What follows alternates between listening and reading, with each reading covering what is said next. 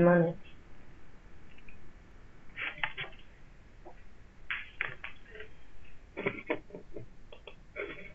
Greetings to everyone from New York, and welcome to this UNICEF and SDGs joint webinar on evaluation and voluntary national reviews. My name is Lavmo Muriengwe, and I'm in the evaluation office of UNICEF. And before we start, I am going to request that everyone mute their microphone. If you've got any questions that you'd want to pose, please utilize the side chat bar to the left-hand side of your screen. Please utilize the chat bar on the left-hand side of your screen. We'll get all the questions from there and we'll send them to our presenter. And for anyone who wants a copy of this webinar, we are going to post the link to the recording to a YouTube channel so that you can be able to download it with ease, and we'll send you the link within the next 48 hours once it is ready for dissemination. And to start us off, I'm going to do a brief introduction of our presenter. And today we have Stefano D'Errico, who is joining us from the International Institute for Environment and Development. He is currently working there as the Monitoring, Evaluation and Learning Lead. He is also the Advocates Lead of the International Network EvalSDGs, who are partnering with us on this webinar. And he's also a member of the United Kingdom Evaluation Society. He has worked internationally with civil society organizations, funders, and think tanks in developing systems that enable organizations to assess and evidence their impact more robustly and confidently. He has co-authored 6 evaluation briefs, and I'm sure the 7th one is on the way, on effective evaluation for the SDGs, including one that is the subject of today's webinar, entitled Evaluation Amidst Opportunity in the SDGs, first set of voluntary national reviews. And that's a brief on Stefano. And we will have two question and answer sessions during this webinar. We are going to have 2 question and answer sessions during this webinar. So please send us your questions and we'll pass them on to Stefano at the appropriate time. So at this time, I will hand over to Stefano to start us off. Hi.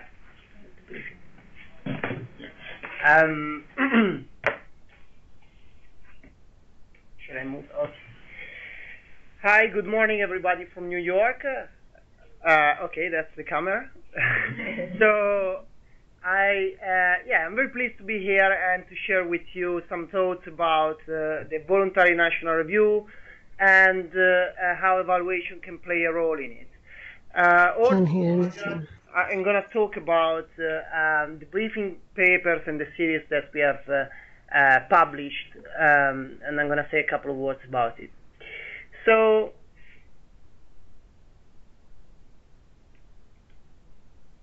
yeah. Can we take this off?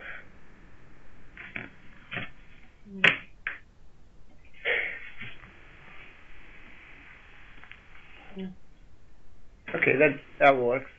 So yes, the first, so the topic of today is really the voluntary national reviews, also because it comes quite timely, since this week is high-level political forum. Next week we'll have 44 countries reporting their reviews to the HLPF. So it's quite a good time to talk about this topic. And the 6 briefing papers that we have developed is indeed exploring how evaluation has been used in the first set of reports that were made last year. So I would like to say just a couple of words about the briefing series. The series has published so far 6 briefings. and they are all about the effective evaluation for the SDGs.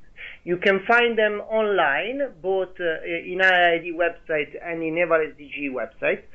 And the topics that we have covered so far, they range from very different things, from evaluation, what it is, literally going back to basic, to the more kind of issues that are related to the SDGs agenda, and therefore what we should consider when we do evaluation for the SDGs.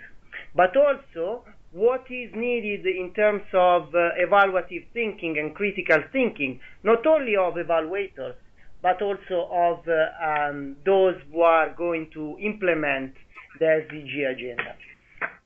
So you can find all the briefings there. The sixth briefing is the one that I'm going to present today, and it is. The first thing I would like to say is that it has been a huge international collaboration. So we have had something like 11 authors working together to put this briefing together in a very short amount of time, so that we could contribute to the debate here in New York at HLPF. And the briefing has been led by Benoit Simon, and we had authors literally from all over the world, and representing, at the end of the day, actually, we had authors from all regions. So from America, from Europe, from Asia, Latin America. So it was really, really good international collaboration. The paper has analyzed something like all the 22 reviews which were submitted to the HLPF, and we are going to see the findings now. Well, actually, I'm going to first of all introduce the topic, and then after we're going to explore the findings. So probably worth saying as well that there will be now an introduction of what evaluation can do for the national review processes, and then after the introduction there will be an opportunity for you to make questions, and after that we'll go into the findings of the review. So, voluntary national reviews. As you know, every country has to present a voluntary national review once every 4 years to the high-level political forum. So those who have reported last year in 2016, they will have to present another review after 2020. So they're fine from now until 2020. And likewise, you know, those who present this year, they then after another 4 years, they will present another one. So it's important to stress that it is a voluntary process, so it's up to the states to put themselves forward for the review. If they don't do it, literally there is little that we can do to force them to present their findings. But, you know, it is voluntary as much as in the spirit of Agenda 2030. However, what I would like to stress is that the VNR to the HLPF is only one piece of the jigsaw. So it is an important one, but it's not the only one. And arguably, somebody could say that actually it's not the most important one, because what really matters is what happens in country. So what comes out clearly from Agenda 2030 is that countries are encouraged to do their own reviews on a more regular basis, and the review they present to the HLPF every 4 years is only one step of those processes. So in fact, the countries are encouraged to have their own systems, their own assessments, their own evaluations on a much more regular basis in country. And the reason is that the agenda makes it very strongly that M&E and evidence should actually inform implementation to accelerate the implementation of the SDGs.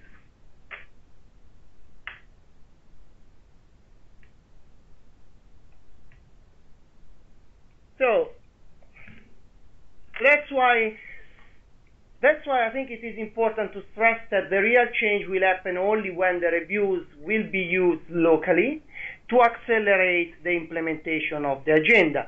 And again, I think here, as we have said in other briefings, the important thing is to think about what are the different processes that would work in different countries. You know, every process, every evaluation process is country specific. There isn't a format that can be used across all countries. Every country has to find their own way of make this work. So, at the end of the day, really, what this means is that we have to understand the national politics, the political economy of how evidence can inform decision making, and as much as we also, I believe, must work with movements for social action and environmental action, because they will also be playing a very important role in making the agenda happen. I mean, when in talking with colleagues working for governments, what they usually say is, if you wait us to innovate, then you may wait for a very long time. So, in fact, I think that's why it is important to kind of, help decision makers in their difficult role to roll out the agenda, at the same time looking for innovative movements and messages outside the government and having them also as a valuable partner. So ultimately, for evaluators, what this means is that we must broker the values, the views, and the needs of different stakeholders while the new knowledge is generated.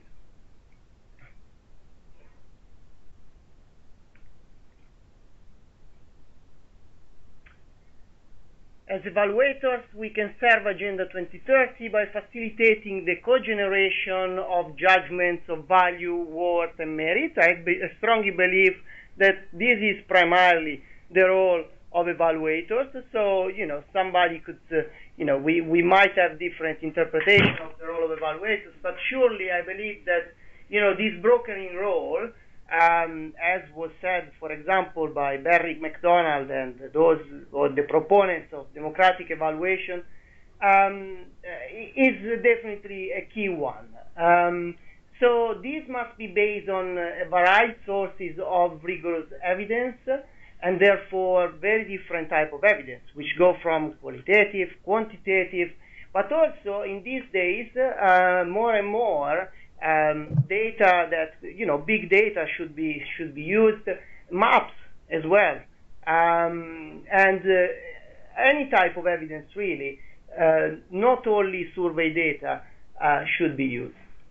So this, I think the important point I want to stress here is that, yes, the evidence is important, but evaluation is not just about evidence. Evaluation is about processes, and is about processes to generate judgments of value, worth, and merit. And in order to do that, it means considering the values of different stakeholders. We can't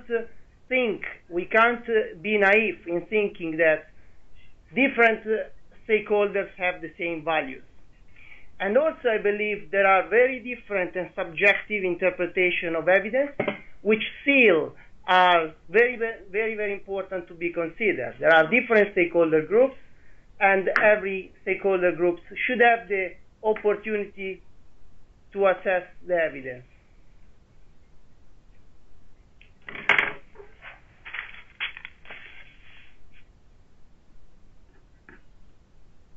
So,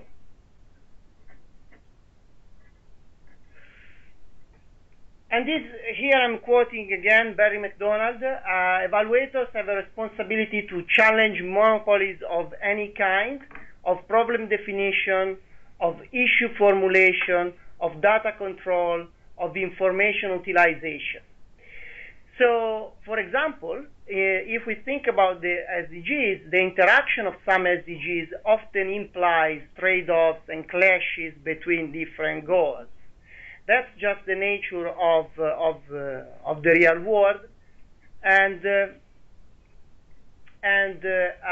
for example, if we think about conservation policies or policies to tackle climate change, this could be clashing with economic growth and with the drivers of economic growth. So in this case, again, we can't be naive, and I think we must mediate different interests in the processes of value definition.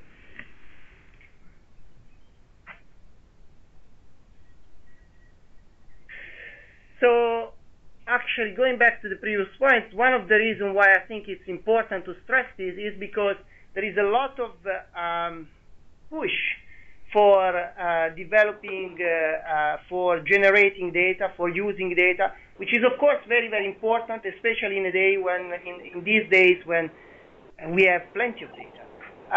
But then the issue is first, which data should be used?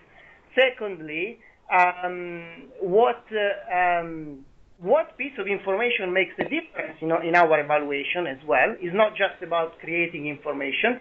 So just to give you, a figure, usually it's considered that only 1 out of 4 information are useful for organization when they make decisions. So I'm referring here to 1 out of 4 information collected. And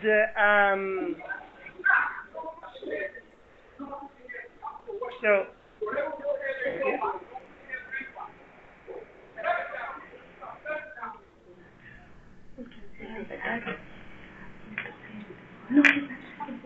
what's going on? Okay. Let's go ahead. You don't need to interrupt. Is someone talking? Can you please mute your microphones? Okay. Yes, continue. Okay. So evaluators have a responsibility to challenge monopolies of problem definition, of issue formulation, of data control, and of information utilization.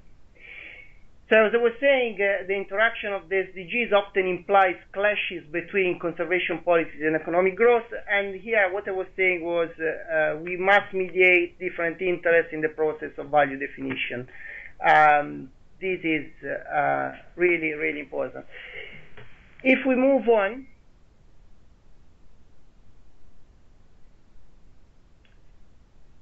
Agenda 2030 is a massive step forward, I believe, because it recognizes the interrelationship between human economic development and the environment, and ultimately what it does is to recognize the complexity of the real world.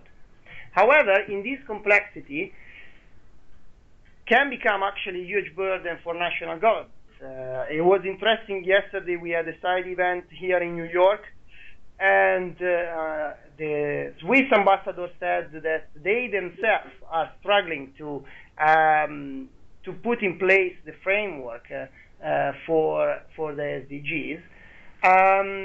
It's not an impossible task, of course, but if a country like Switzerland themselves, they have to kind of, work hard to make it work, we can think about those countries that don't have systems in place. They will have and they will face challenges.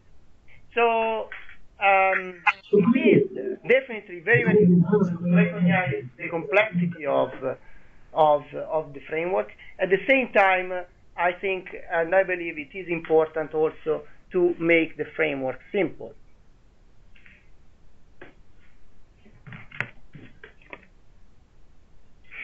So we need to find ways to digest the agenda by developing simple messages around the key principles: country ownership, universality, sustainability, partnership, and no one left behind.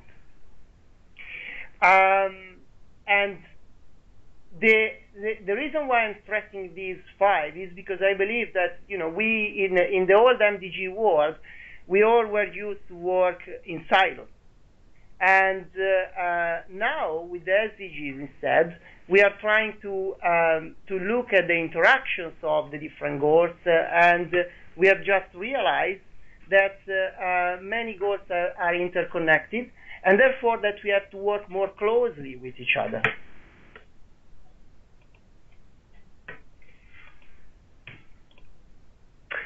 So I believe this is the end of the initial introduction.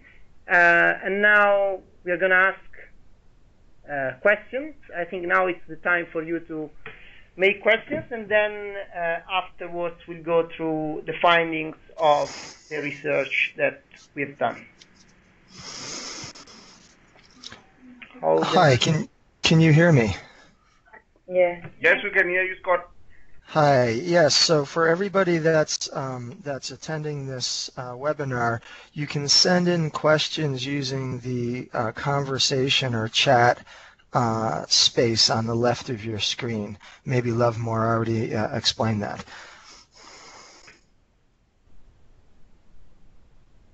I see a question now. Which kind of movements are you planning to target work with? Are you referring to civil society organizations, NGOs, religious groups? How do you envision their contribution? Yeah, very good question. I think we as evaluators, we should engage with all organizations that are intended to use evidence for their advocacy purposes, for example, or for to inform decision making. So I think, you know, there are a lot of organizations out there that are conducting research and that are collecting information, but I think that as evaluators we haven't engaged enough with these movements to use evaluation more for that kind of purposes. So I believe, you know, these could be religious organizations as much as they could be movement for environmental action.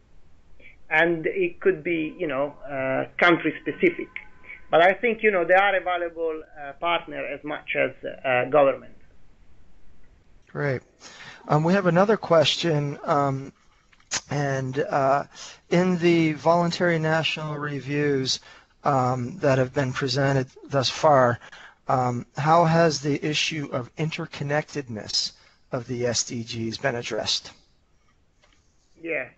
Very good question. We'll go through the findings later. It hasn't been, let's say, the specific angle of our research, but yes, I think countries, they have tried to address the interconnectedness.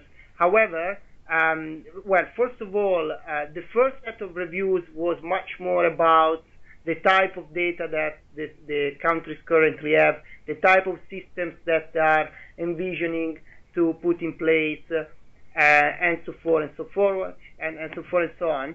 So there was surely a willingness to look at the framework as a whole, but at the same time, this is just the beginning. So they weren't reporting findings as yet. It was more just explaining how they're gonna do it and what kind of systems they have in the country, etc. I think yesterday, for example, at the side event, we had a very good presentation from Chile, which was stressing the colleague from Chile was stressing very strongly how in her country the comprehensiveness of the you know, they are addressing the framework as a whole. So they are really strong in addressing all the dimensions of sustainability. Very good. And I see Ada also mentions that in the conversation space. We have a couple more questions, and then looking at our time, what might be good would be to throw it back to Stefano, because he has other spaces in his presentation prepared for questions. One of the questions is, in defining indicators for future evaluability in 2030, what factors should we consider? And then the other question is, do you have or know if it is available a status or mapping of national evaluation capacities for countries, not only government, but VOPEs, evaluation associations, academia, civil society, etc. This would be useful to see where and how we can better support those processes for volunteer national reviews. So 2 questions, one on defining indicators for future availability in 2030, and another one kind of related, that's the capacity of national evaluation? Yes. So, in terms of the factors to be considered for indicators, to me, the most important one is to consider that not everything can be tracked and measured with quantitative indicators. There are things that cannot be measured with quantitative indicators. If we try to come up with quantitative indicators for things that are, in fact, more a matter of assessing and synthesizing information from across different sources, they're going to have a very skewed and very limited picture of what is going on. Quantitative indicators are very, very important, but they are not the end of the story, and we can't have frameworks that are solely based on them, because we won't have a good understanding of what is going on.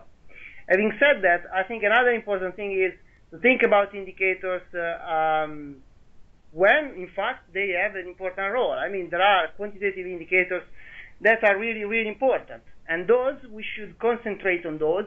But again, I think it's important to think about the fact that, so for me, the key defining factor is what is the most valuable bits of information. We can't keep on collecting huge amounts of information that are not used. And the most valuable piece of information is always the one that is useful for your decision-making purposes, and usually is that piece of information that you don't have, right? So I think these two criteria are very important. One, to what extent you need that information to make a decision, and two, if you don't have that information, so the lack of availability of information, then of course you need to develop systems to collect that data. To know more about this, there is a school called Decision Making Analysts have developed a lot of good thoughts and practice to come up with very good indicators that are in fact useful and important. In terms of capacities, I think the EVAL Partners has developed a lot of resources. So if you go on their website, there are surely a lot of resources about VOPEs, about national government and the policies that have been put in place in different countries. There have been a lot of studies done also by different evaluation offices of the UN agencies like UNDP. The World Bank and the IAG of the World Bank as well has developed a lot of good resources. So maybe this is more of a kind of, it would be probably helpful to put a sort of compendium of resources together at some point. And maybe we can take that as a next step action.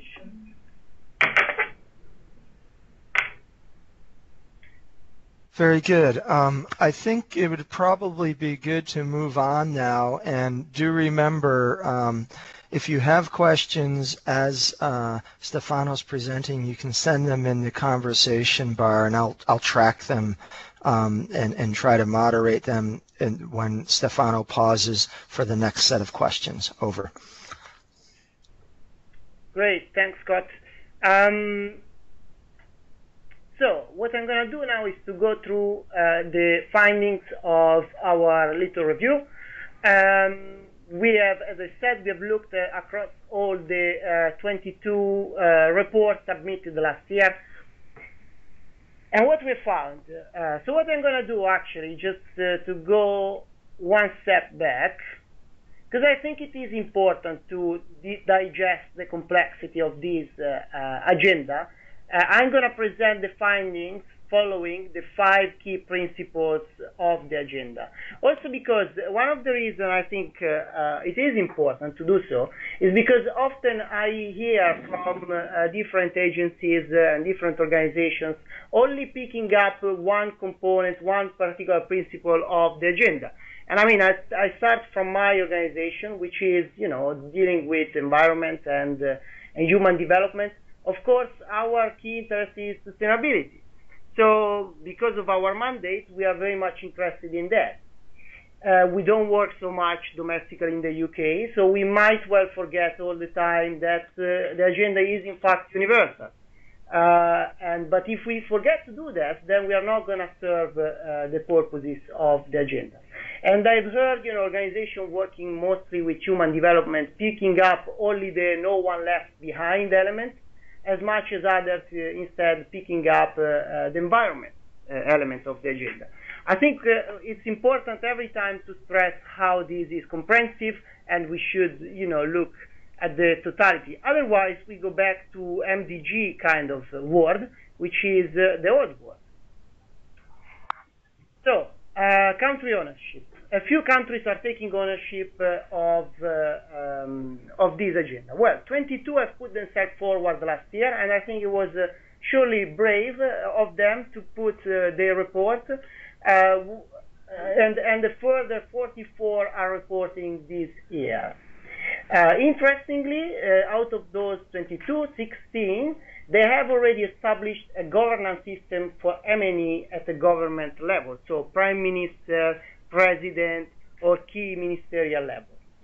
In 8 countries, there are also interministerial agencies to coordinate exchanges between ministries. And I believe, still, it's very early to say, but I believe that this commitment surely is a sign of how some countries are taking this agenda seriously.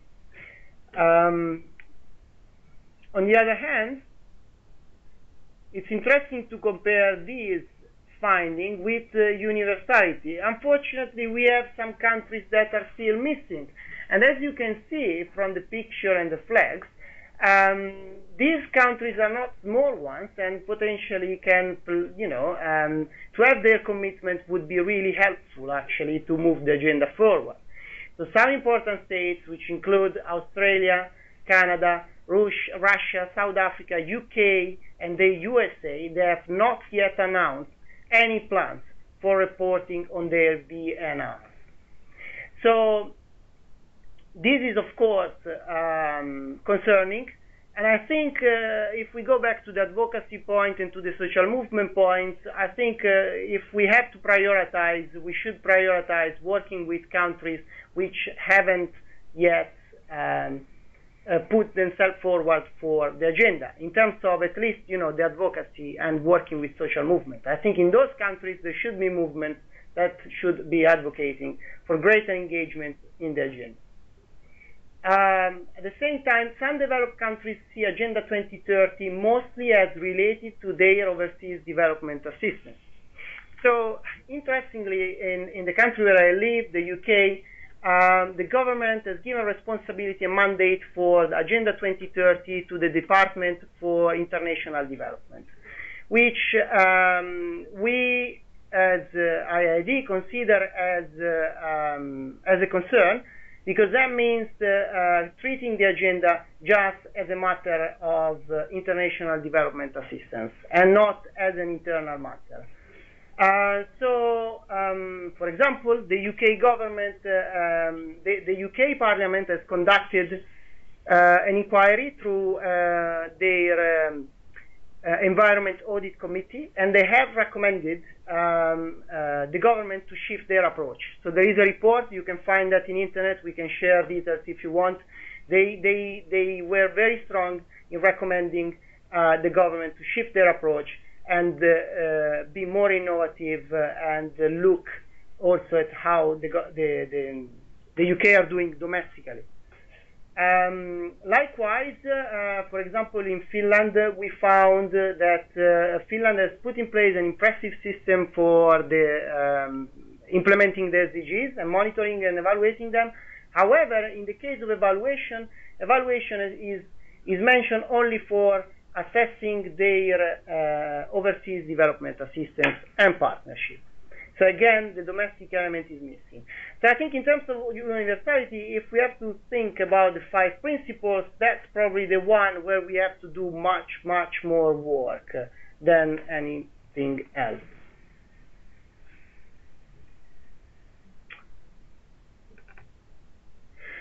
Sustainability.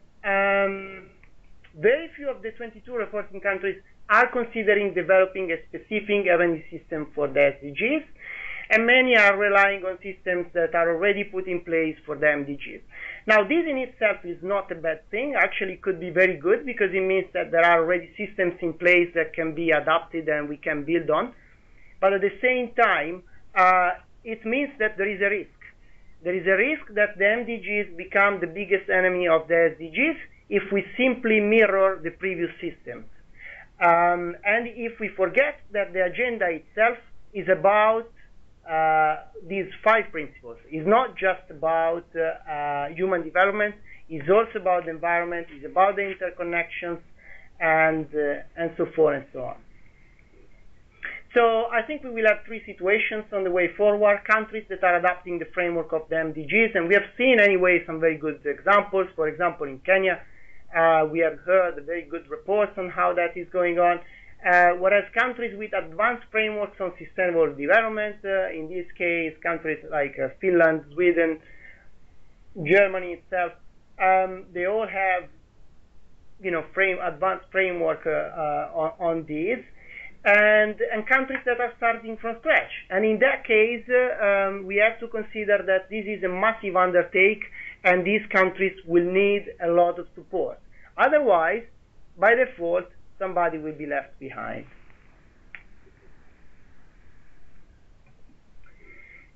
So, partnership. Well, we were pleased to see that many of the 22 countries have implemented special committees to consult, guide, or oversee their SDGs national processes. And these institutions often include civil society organizations, people from the private sector, and different stakeholder groups. And the other interesting factor was that in the countries where there were already a framework for sustainable development, the different stakeholders were engaged to assess how the frameworks were responding to the agenda. So these, I believe, are all very good evaluative practices. If we go back to our role as mediator between different type of stakeholders, I think it is very, very important to stress how partnership is a key principle of the agenda, and how evaluation can play a very important role in making this happen, in assessing the different bits of evidence.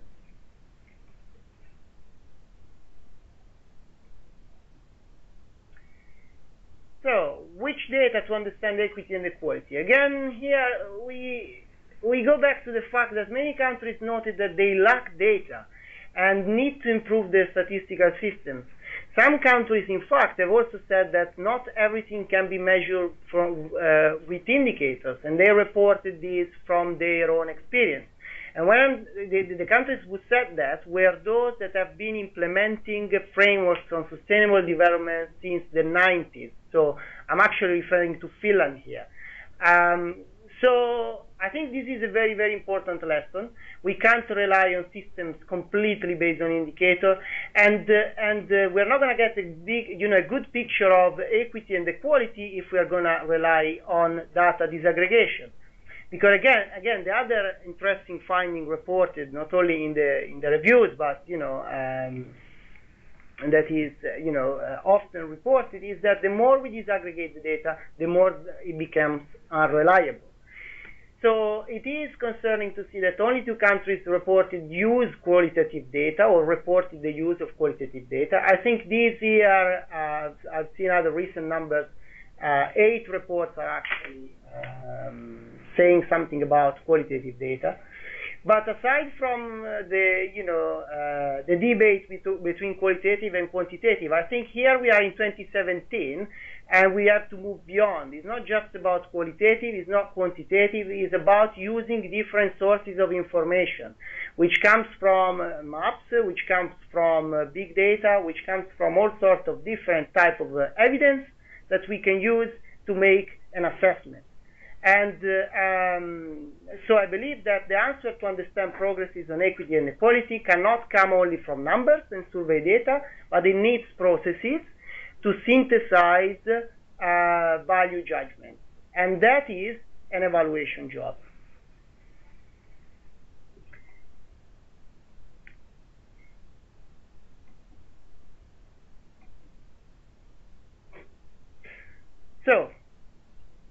evaluation was used. So in almost all national reports, it was not entirely clear how the proposed M&E system would support implementation of the 2030 agenda. And there is very little awareness about just what evaluation is, or it could be used. So there was some confusion. We found a lot of confusion between different words: baseline, assessment, evaluation, monitoring, economic valuation. And I think, so there is quite a bit of work to be done to understand really what it is an evaluation. And again, an evaluation is a process where you come up with a value judgment at the end. Most of the reviews lack detail about how evaluation could be used to inform the reporting processes. And here I believe, it's not that the countries need to be blamed because evaluation has not been mentioned. Again, I think it's more working with governments to make them understand of the importance of evaluation, and to working with different stakeholders as well, so that these can inform the VNR's processes. So I believe that here the solution is really to work at the national level and to get our hands dirty into making this report, which I'm sure they're not going to be perfect. They're going to have all sorts of challenges, but they need evaluative processes. Otherwise, they're going to fall short and they're not going to give a good picture of what is going on in the country.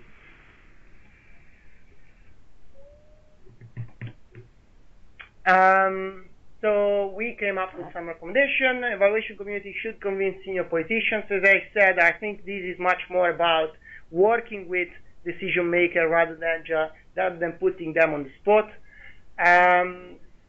Should make clear that macro indicators have limits, and especially the ones that try to the kind of composite indicators try to put together a lot of bits and pieces of information at the global level.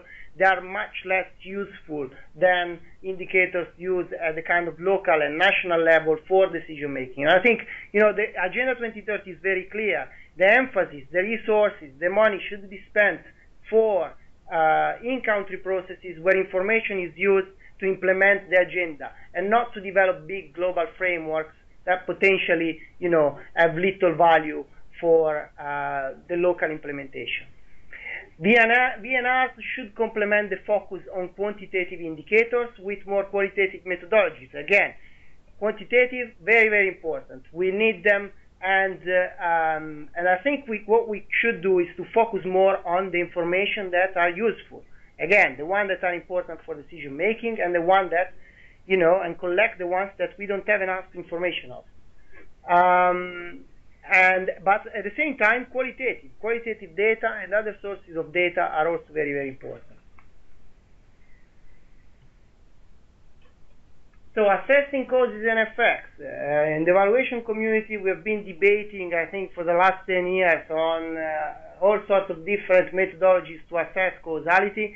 I think that now is the time to use, what has come out of this debate, which I think is very valuable, and a big, a lot of knowledge has come out from this debate, and it is the time to use it for understanding what is made the difference for whom, under what circumstances, how and why. We should pay particular attention to vulnerable populations, since a big principle is that no one left behind. And we should assess the roles and responsibility of different stakeholders through a co-responsibility lens. So what we mean here is that everybody in the chain has a role, from those who release funds, and the way they release funds is going to affect the way programs are implemented in the field, to those that implement, right? So, I can use here, I would like to use a quote from Roy Poson, a British evaluator, who says that policies born in the mind of policy architects and decision makers, then they pass in the hands of policy implementers, and eventually they may or may not live in the heart of the intended beneficiaries / victims, sometimes, of the intervention. So this is very important to bear in mind. I think we have, a lot, like, if we really want to understand what is working for whom and where, we have to think about the whole chain. how funds are released, who is working together with whom, the different agencies, how countries are implementing the programs in the field, so forth and so on.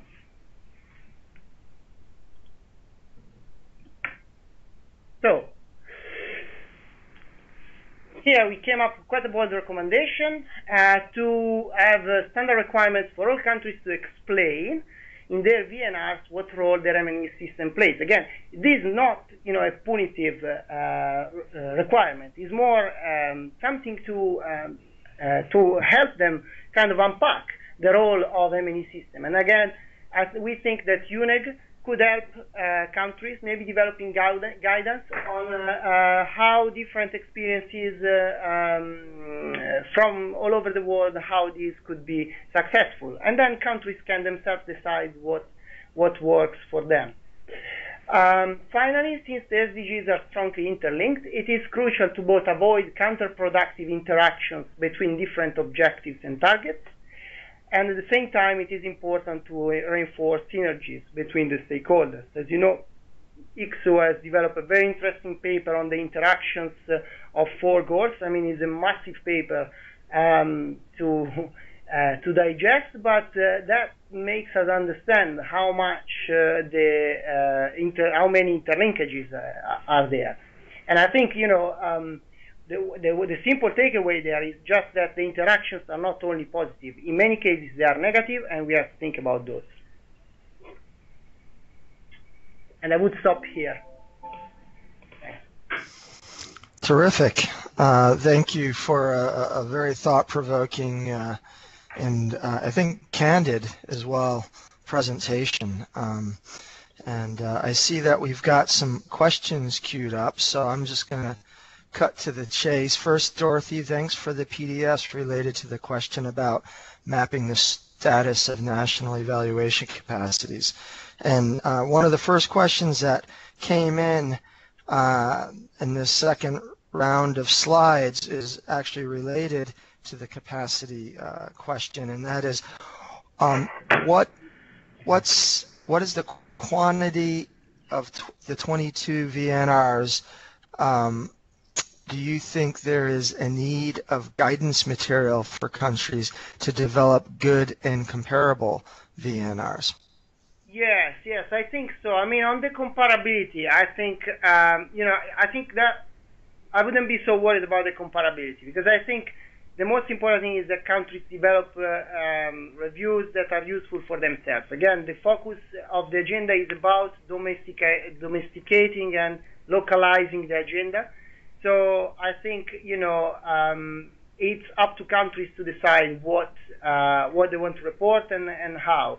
I think guidance, it is useful. I think more peer learning and kind of enabling countries to share experiences on what works between themselves is also useful. So I think the quality it was really uneven. But I think that's to be expected. I mean, it was the first round. Okay, very good. Another question that came in is, can we have management response system to make sure the evaluation information is used rather than put in shelves? And I might just add, is management response enough to get meaningful evaluation follow-up? So 2 questions there. I'm adding the second one. But the first one is management response, and then related to that, I'm adding, is management response enough to have meaningful evaluation follow-up? Yes, I believe it is very important to have management responses. Yes, they're even more important than evaluation, I think, sometimes. I think recommendation in evaluation possibly sometimes they're not the most useful part because that's where the management starts, right? So in taking up recommendation and digesting reports. And then the second one is to make sure the evaluation is, yes. So I think it is very important, yes, to have creative ways to engage management. Okay. Moving on. The next question that we got is, thanks again for the insights. In the framework you have described, are you considering sustainability of leadership by country to ensure some sort of consistency and coherency? Yes. So maybe, sorry, I haven't quite got the question. So Okay. yeah. So I'm just wondering what the so in what have we considered the sustainability of the leadership? Laura, if you want to plug in a little bit more in the conversation side of the screen to elaborate, but I think what Laura's getting at in the question is, in the overview or the presentation that you provided, to what degree is the continuity or consistency and coherency of leadership by country a consideration, particularly as it relates to the evaluation of the SDGs at the national level?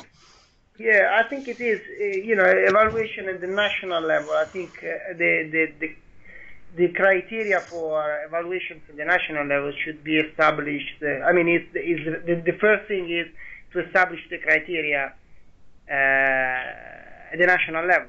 So I think that different stakeholders should be involved to establish the criteria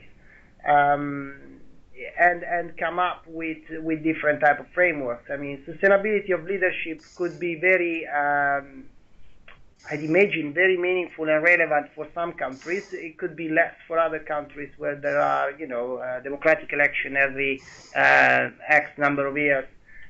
Maybe you want to focus less on that. But in countries where there have been leaders in government for 20 years, maybe yes, that's a very good criteria actually.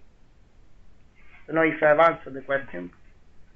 Yeah, I think it's a good question because you started off, Stefano, really highlighting the complexity, and I think the continuity or lack of continuity of a coherent leadership and the policy that might come from them are one of those things that might show up in an assumptions column of a framework. For example, take climate change, and if you're working on climate change in the United States and with the current leadership there and the change in policy and funding that follows that towards climate, it could have a considerable effect on your agenda and work for climate change. And I'm sure the same thing, maybe what Laura's getting at, can be an influence on a country's commitment to evaluation Yes,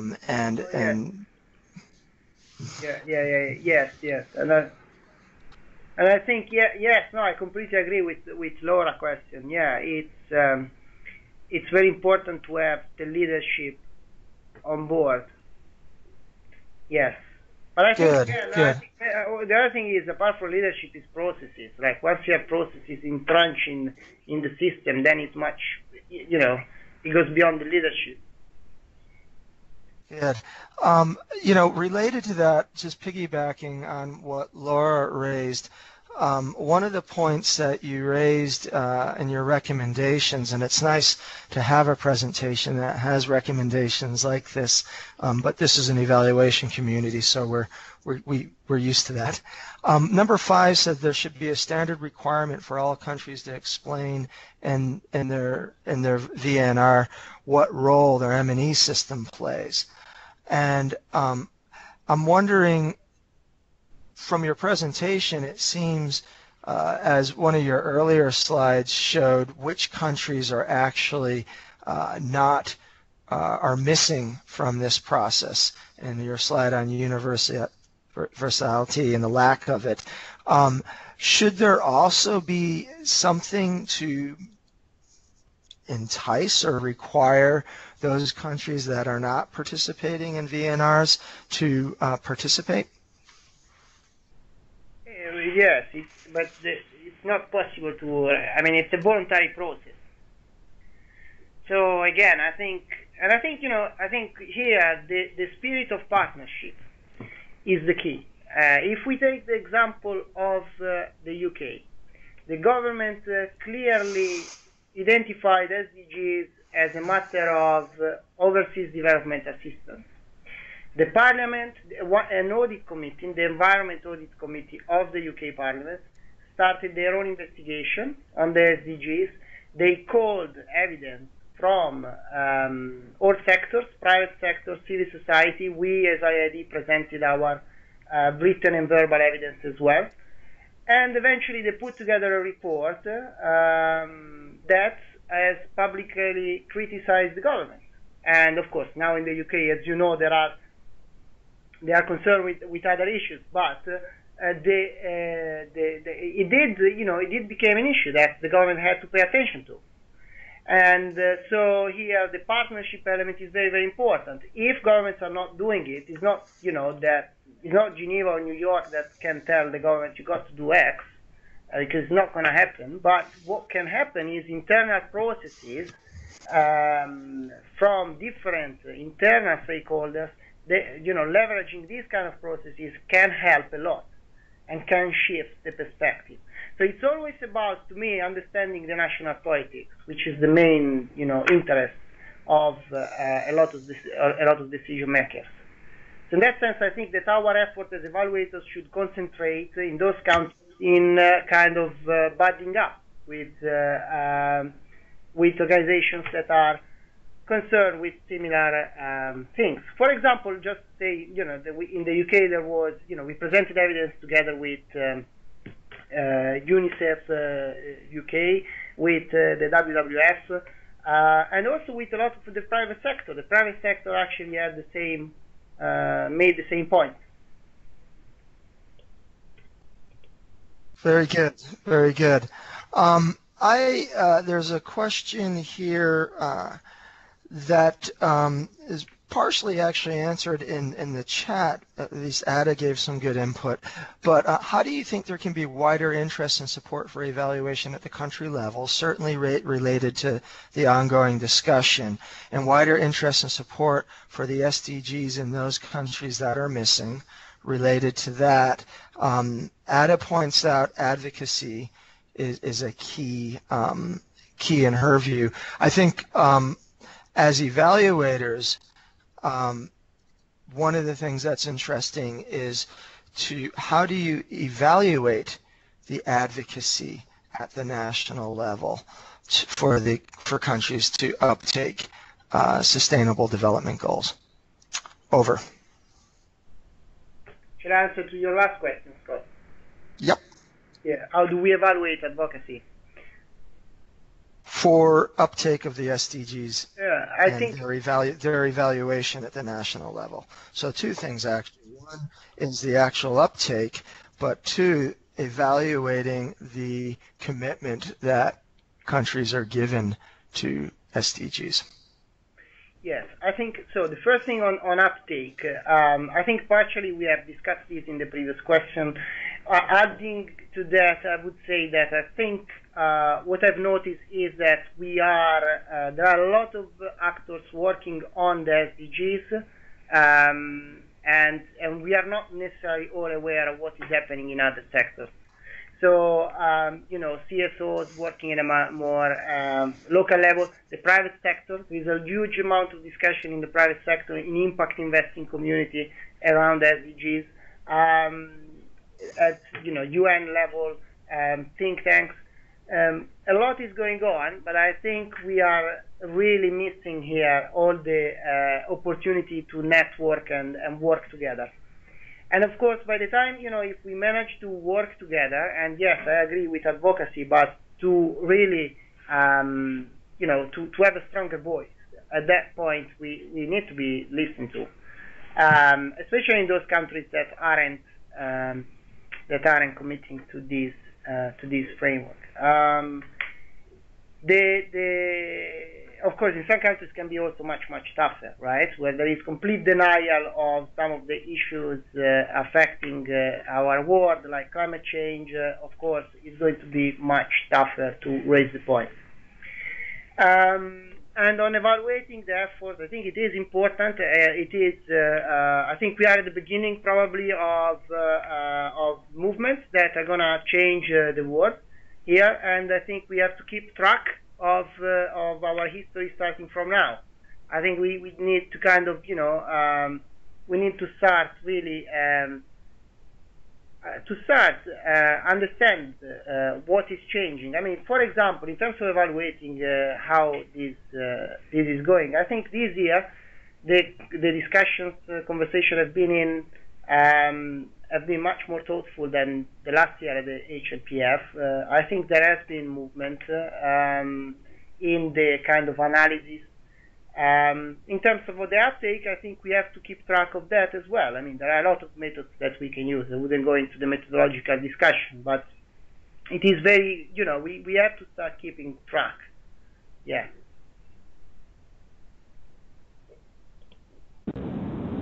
I just had myself on mute. Very good. I had a question that I see that Lovemore has a question on, again, I think related to capacity development in evaluation. And his question is, the M&E systems tend to be strong on monitoring, but the profile of evaluation, how can that be raised? So that's one question that it's still pending there. I had a question too, and again, I really want to commend you for flagging the complexity of this the SDG context and their evaluation. And I think evaluations often used and can be good at analyzing complex contexts. But as you pointed out earlier, a lot of evaluation is about the recommendations as well, although I know Michael Scriven might differ. But one question I have is, I really appreciated your example of climate change and how, and one of your recommendations got to this too, how you can have competing agendas. And you gave the example of climate change versus maybe an intervention for economic growth, and how the one for economic growth or development might actually be harmful or detrimental to the outcomes for climate change. So that's an interesting quandary or challenge, and you might find that in an evaluation. Can you give an example of a recommendation on how to navigate something like that when you have two different initiatives from a country that one might be harming the intended or desired outcomes of another, or vice versa? Yeah, so that's why I was saying that. Thank you. That's a fantastic question, Scott. I think so. The evaluation, the main tool for evaluation to address those kind of things is the establishment of evaluative criteria. And at the beginning, these criteria should be established with all the stakeholders that are involved in order to identify what is really that we are going to make, we're going to wait for the value definition. Because the evaluation is a value definition process, and therefore the main thing is to agree on what kind of value are going to have more weight when we're going to make our decision, said very roughly and very simply. So it could, and in doing this, I think the key thing is to challenge ourselves, because we bring our own bias, right? So I bring my own bias with my own values, and I can say, for example, that, from my perspective, the environmental issues are the most important. They are the ones that have to be weighted.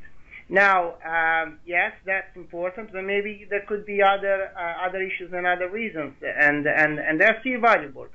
And I think, the role of the evaluator, first of all, rather than, we are not researchers, because we should be good at doing that. We should be good at weighting, at mediating, at defining the value.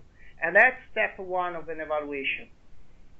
That's really step one of an evaluation. I think, there's been a lot of discussion in the sector. I see now in evaluation around OECD DAC criteria and so forth and so on. I don't want to go into that, but I think it is actually interesting now that all of this is coming up, like rediscussing the criteria for evaluation now that we have a framework which is essentially saying, well, in the world there are a lot of conflicting values. How do we handle them? And I think the answer is in defining good evaluative criteria. Very good. And I would just add, if your folks are not aware, there's been a very interesting blog that was posted earlier this year by Caroline Heider, who's with the IEG, the International Evaluation Group, with the World Bank on rethinking evaluation criteria. And I'll put the link in the sidebar to that blog, and there's been a lot of discussions and so forth on it. And I also want to point out that some people have been posting, Acela has a couple, and I saw some from Dorothy, other hyperlinks to resources related to discussion in the sidebar, the conversation bar. Lovemore, you keep me straight on time, but I want to, if we've got time, I want to read off another question that just came in. If a country is on the path of evaluating a particular SDG and qualitative aspect like enabling environment related to the SDG, how can that country make it part of the VNR and put a timeline to the process? We'll take that as our last question, Scott, and then we'll hand it over to Ada to give us closing remarks after Stefano. Yes, but I think, yeah. Sorry. Do you want me to read the question again, Stefano, or you got it? No, I got it. I think I'm okay. reading it. I think I think it is a very good question. Again, I think so. Probably it's twofold answer. One is I don't believe that countries have to be, to be aligning strictly to the VNR process in New York. I think that they should have their own, the time frame they should have in mind are their own time frames for development. There are here, I think I've heard yesterday there is Africa 2063. Some countries have their own, like Botswana 2032, then there is Agenda 2030, then we have the Ever Global Evaluation Agenda 2020. I think we really have to be careful with time frames here, and I think that the main thing is to look at the trajectory of development that each country has themselves, and they're going to be different. But it's very important that they commit to report to New York, because it's a commitment and makes political traction, and I think it is important. On the factor on enabling environment, it's still something that can be evaluated, going back again to the evaluative criteria, and again, it's not that everything needs number to be evaluated, but things can still, be assessed. So I think it's important to put timelines to report to New York, but also, most importantly, timelines linked to key decision-making processes. And again, what kind of evaluation is useful for the type of challenges that countries are facing, really? Great. Well, I think at this stage, following Lovemore's cue, I'm going to turn it back to you all in New York, and I will be in the sidelines here. Thank you. Thank you very much, Scott, for the moderation. We really appreciate. And to Stefano, I will hand over to Ada to give us closing remarks. Well, thank you very much. I would like to, speaking on behalf of EvalSDGs and UNICEF, I would like to thank you very much first to Stefano for his brilliant presentation, very insightful, very useful. And I take advantage to also thank you for the hard work you are doing in leading and ensuring that the briefing notes are being put together. We have the briefing notes group have published already 6 briefing papers, and the 7th on challenges and opportunities for parliamentarians vis-a-vis the 2030 agenda is forthcoming. I also would like to thank you very much, Scott, for his active participation and leadership in putting together these webinars that are joint ventures between UNICEF and EVAL SDGs. He's representing EVAL SDGs, and many thanks to Love More, who is representing UNICEF in this undertaking. Both UNICEF and EVAL SDGs are committed to continue organizing these webinars, and we see that they have a large audience every time we call, we announce them, so we are willing to continue, and your feedback on how the webinars are being organized, how they are implemented, and even on topics will be very, very much welcome. Thank you very much to the 70 plus participants, now 64, but we were 70 plus, that have joined us from different parts of the world. And we will send, as Love More has already announced, the link to the webinar and to the presentation within the next 48 hours or possibly earlier. Thank you very much. Have a nice day, afternoon, or evening, depending on which part of the world are you. And great to be working together. Thanks. Bye. Thank you very much, everyone. That marks the end of our webinar. Thank you. Bye-bye. Bye-bye. Bye.